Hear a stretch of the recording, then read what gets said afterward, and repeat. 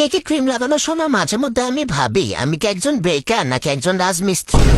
আবার এটাও ভাবি যে কখনো যদি কেকটা বেচা লাভ না হয়, যদি সংসার না চালাতাম পারি, তাহলে গিয়ে রাজমিস্ত্রি কাম নিয়ে নেব।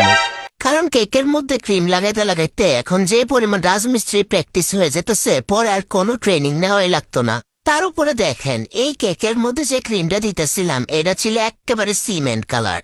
আমি যখন কেকের বাটির মধ্যে ক্রিমটা গুলে রাখছি, তখন আমাদের বাসার কাজিন আন্টি এসে বলতেছে, উমা তুমি দেখি সিমেন্ট দিয়া কেক বানাও, এই কেক আবার বুঝি মানুষের কাছে বেচবা, মানুষের খাওয়াইবা। আমি কেমনে বুঝাইতাম আন্টি, আমি তো আর এটা সিমেন্ট লাগাইতেছি না, আমার ক্রিমের কালারটাই আসলে সিমেন্টের মতন। অবশ্য ওনারও দোষ দেওয়া লাভ নাই।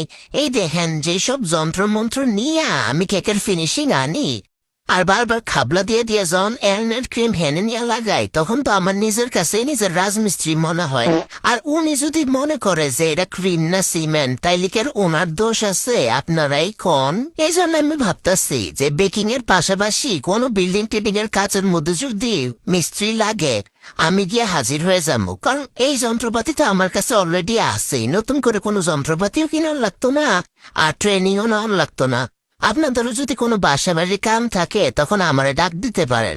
এই ক্রিমের ফিনিশিং আনার মতন আপনাদের বিল্ডিং এও ঠিক ফিনিশিং এনে দেবো। যারা যারা আবার আমার দেখতে পারেন না, তারা একটু সাবধানে থাকে।